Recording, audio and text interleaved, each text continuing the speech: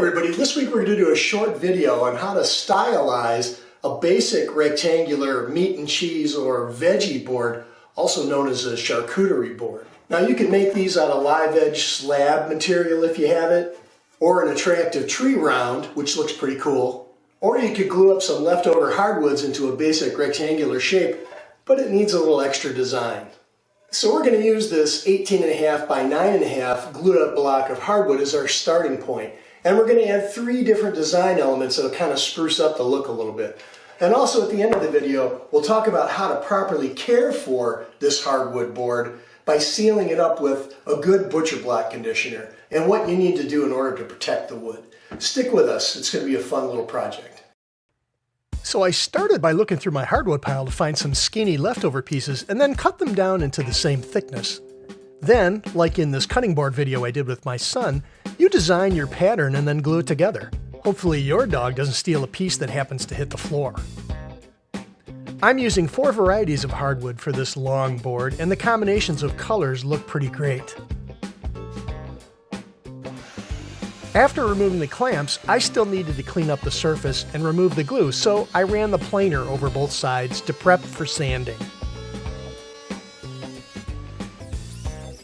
This left me with a clean and flat surface to work with.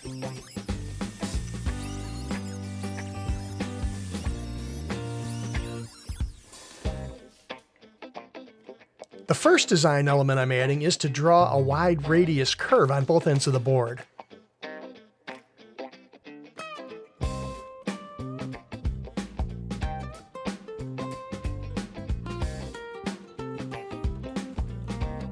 That actually looks pretty great and didn't remove too much of the usable space on the board. My bandsaw works best on these cuts, but a jigsaw with a new blade would work well here too.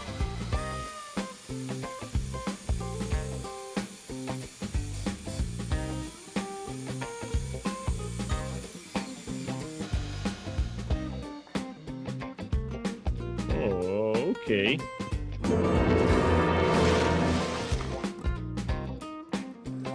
I've been adding wide holes to my cutting boards for years now. It gives you something to grip when you're serving, and it also allows you to hang the pretty boards on the wall if you like. This was a 1 3/8 inch Forstner bit.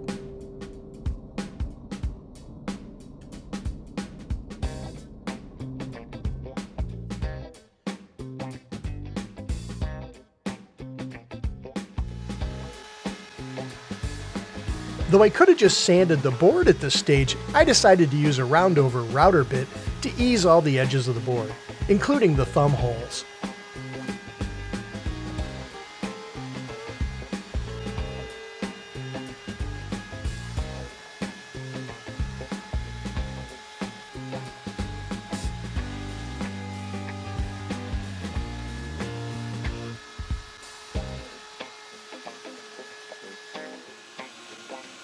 I finished sanded the board down to 220 grit paper, but not any finer. I found that super smooth and glossy serving boards don't absorb the food-safe butcher block sealer as well. But left at 220, it's smooth, but it still drinks in the wax sealer pretty well.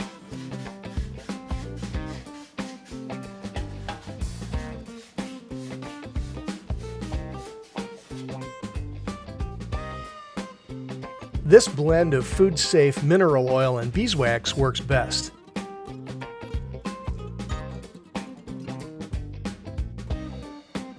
Somebody come and look at this. The wax darkens the finish to give it a super rich look, and it is an excellent sealer.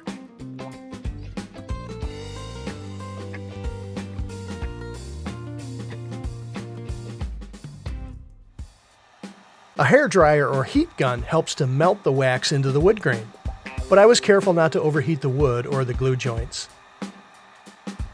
After 2 coats, the surface just needed to be wiped down and the board is ready for service.